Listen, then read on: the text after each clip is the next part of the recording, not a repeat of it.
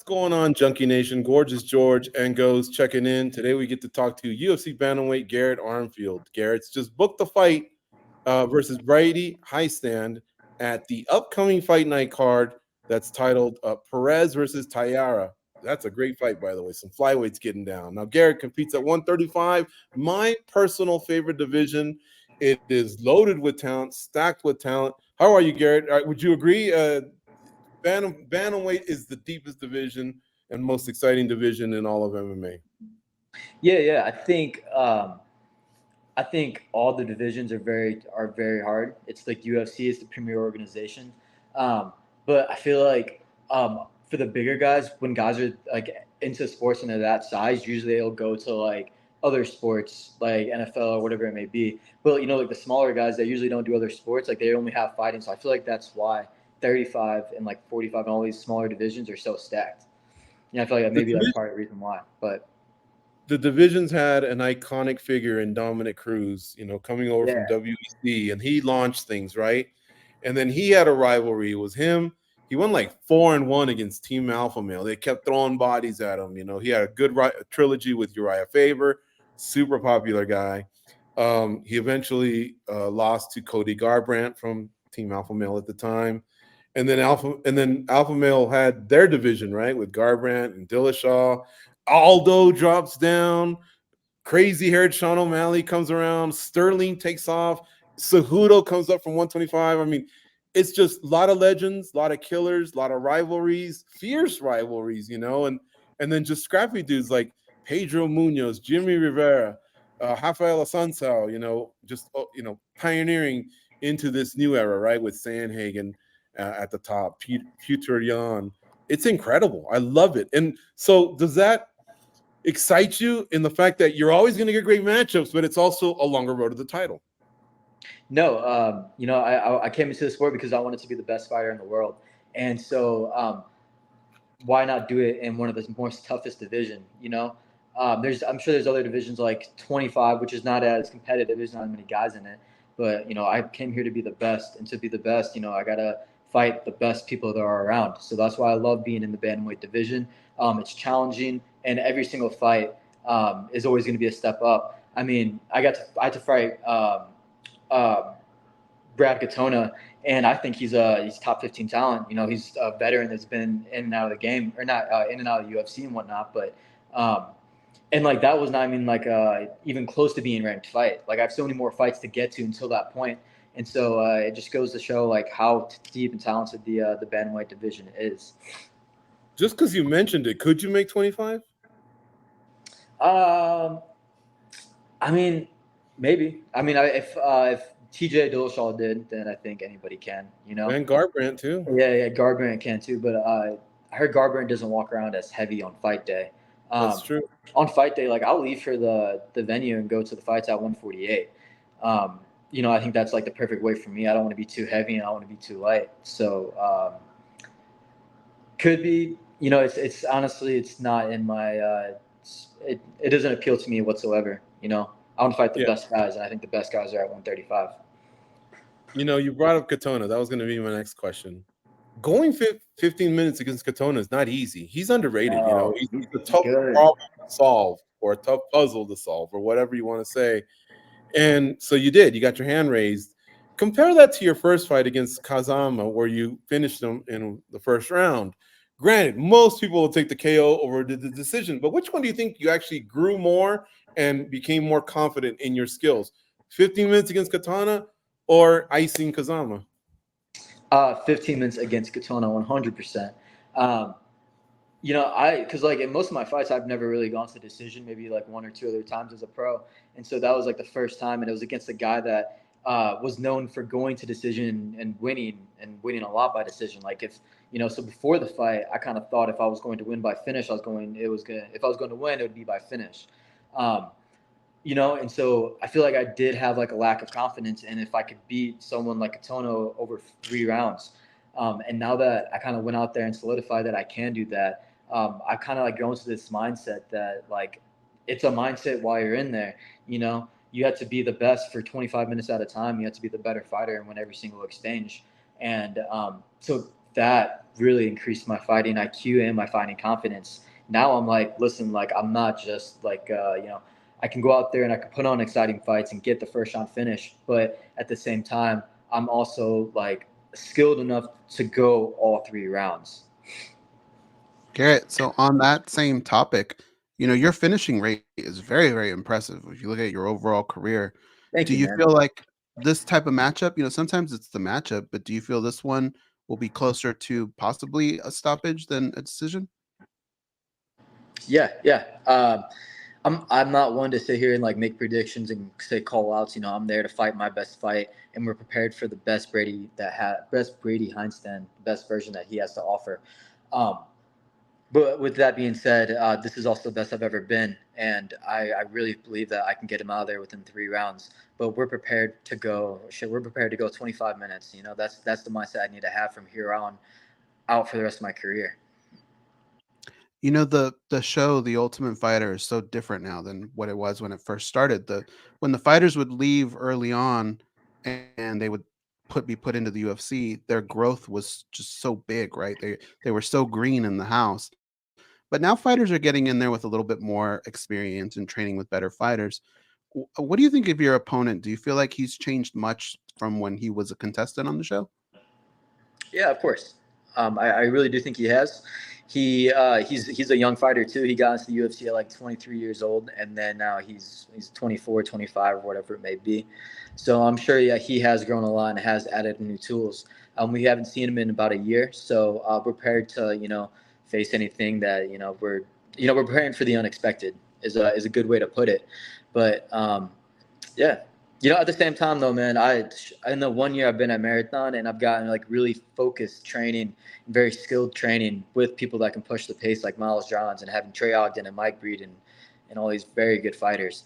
Um, I am growing. Like it's like I can tell that like my skill is gaining like on like a quarterly basis. Like I look back 3 months ago and I'm like, oh wow, I've added so many tools to my tool set, and that's just due to how much we drill. We drill like I get in at least 2 hours of drilling a day, like 1 hour in the morning, 1 hour at night. Um, so we every single class we start with drilling, and I think that's making a huge game in my improvement, or You a know, huge improvement in my game. I'm the same way, so it actually made sense to me when you said it. Yeah, But I was going to ask you almost a very similar question because you've been a part of a big gym too.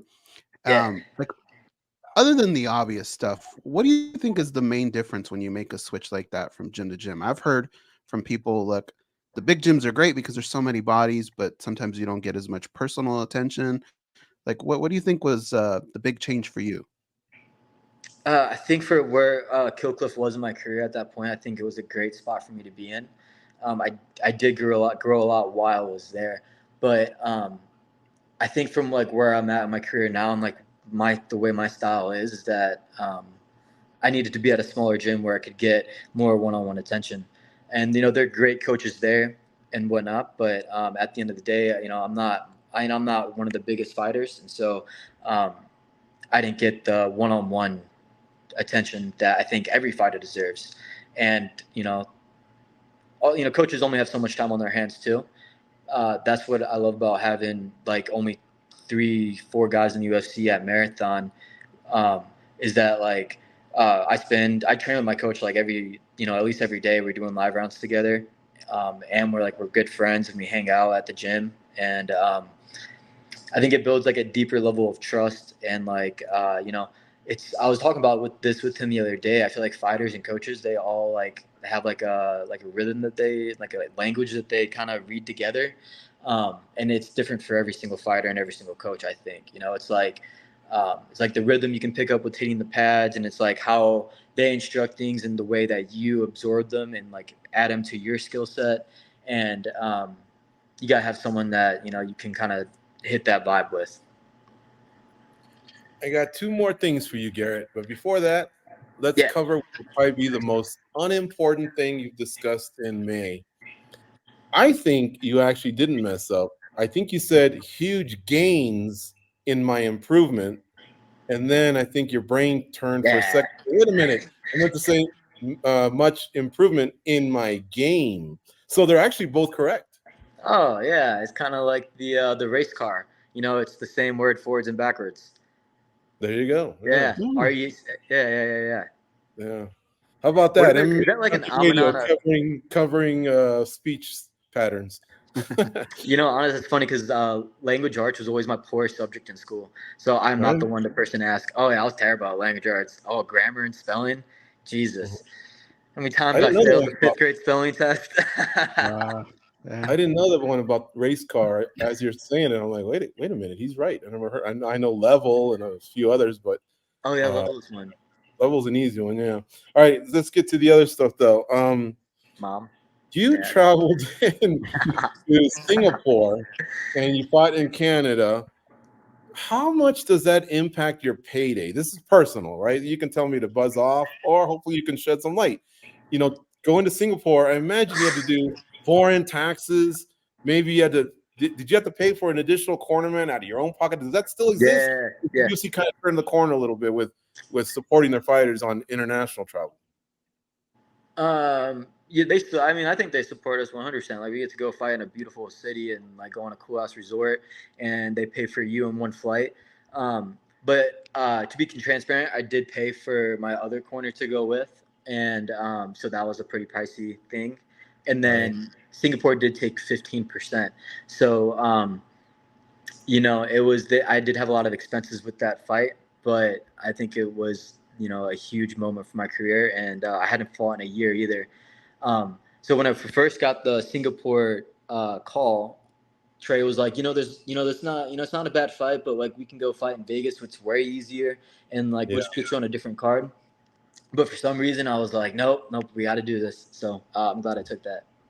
I guess it is the early stages, but I really try and at least put it in the fighters' heads that they should stand up for themselves. I guess you pick your battles, right? And you're early on in your career, you had a great experience, but like, man, as we brought up O'Malley earlier, that guy is very interesting at times, very aloof at times. But I remember he had a stance early on. He goes, "I just don't like fighting out of the country, man. They take so much of your money."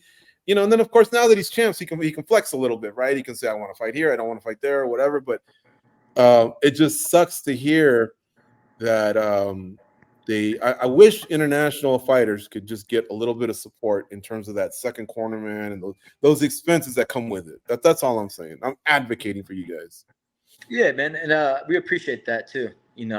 I appreciate anybody that supports the fighters. Whatever stance they have.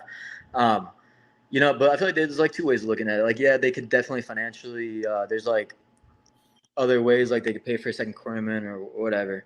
But at the same time, like I really believe in the thing that this is an opportunity, not a career, and so that's what I really agree with that statement. And so I'm here to take every opportunity that I can. It doesn't matter how much money it's going to cost. Like, I know everything's going to be okay in the end. If you love what you do and you're good at it, you're going to make some real money one day. So if I got to pay the expenses up front now to go show my brand out to the world, it's investments for now for a bigger payout whenever I am a top 5 fighter, whatever it may be, whatever I get to, wherever my prime is at. I know the money will follow. So I'm here to invest in myself and fight wherever against whoever. Go to Australia and take 40% of my money. I don't care. I'm here to be a fighter's fighter. Mm-hmm. All right. Let's talk about what we talked about before the show. You also kind of enjoy soccer now. And so are you a fan of the Kansas City team? Is that what you're saying? Or a Florida team? Yeah. So I live in Kansas City now, but I'm a new soccer fan. I went to a soccer game for the first time a year ago or so at Sporting KC, and it was like the most fun I've had at a sporting event. So we've gone a couple times since then. My girl and I go, but that's like my extent of it. But I do enjoy watching it, and it's something that I didn't grow up around. So it's cool to like appreciate it now. Baseball's 162 games a year. It's really Yeah, tough to a follow lot. that shit. Basketball's 82. Soccer's more in the range of about 40 to 60, depending on which league and how far your team goes in different tournaments. But they space it out pretty nice. Goes and I are fans of Manchester United, and we're always trying to grow the bandwagon. So we invite you, if you can still remain a Sporting KC fan, but if you also want to be a fan of another team abroad, don't make the mistake John Anik did or Daniel Cormier did. They both went with Manchester City. Respect, they're good and all, but that was like a layup. It was low-hanging fruit. Plus, they're partners with the UFC, and I think because they work for the UFC, they're just trying to rub elbows with the bosses, But both of them paid today because Man United scalped their asses in the FA Cup. I'm still glowing over it. I went to a bar and drank until my alarm told me you got to come back and interview Garrett Armfield. So I'm back here. But you're more than welcome to join the Manchester United bandwagon. Tyson Fury. McGregor's a fan. Habib Nurmagomedov's a fan. There's a lot of Julia Roberts is a fan. MVP. Julia Roberts. MVP. Brendan Loughnane, Michael Bisping. We got a crew. We want to sign you as well. You can sign me up. Give me 3 players. Give me 3 players to look up and research and get to know. Oh, dude, I'm gonna give you some good ones, man. They got some good young guys that just, man. And I'm a 54-year-old man. I'm excited about these younger dudes or whatever. But still, it's just, oh man, I'm still on a high. This game was earlier today. It was about 5-6 hours ago. I'm still on a high. What was the score of the game? 2-1. 2-1. Nail biter. This team's been lifting trophies for the last 10 years. They're a really, really talented team, but it was just fun to, stick them in the job. Wait, is this like going to be? Is liking this team? Is it compared to liking Tom Brady when he was on the Patriots? No, because they just win all the time. You know what I mean? You don't want to be just. Oh, the City team, the Manchester City team. That's why I say Anik and Cormier took low-hanging fruit. That's like saying my favorite fighter is Conor McGregor. Yeah. So no, we're a massive club, a great club with a great history. But right now we were a little down, so it's okay. The so best it's part. It's kind of like an underdog team that's like making the Cinderella story a little bit. Yeah, a little bit. Yeah. Okay, I can get behind that. So Manchester United. Right now, you might take some heat once you announce you are a fan, but in a few years it's going to pay off. Hell yeah. I'll also go to one of the games. Nice catching up with you, and thanks for having me on. Hope you have a great camp. Can't wait to watch you and Brady Highstand throw down. It's going to be in Las Vegas, right? It's at the Apex? Yeah, it's Vegas, June 15th. All right, so that means Garrett gets to take home more of his money than the ass whooping he's going to take. Yeah. All right, man. Take care. Have a good one. Thank you, bro. Appreciate you.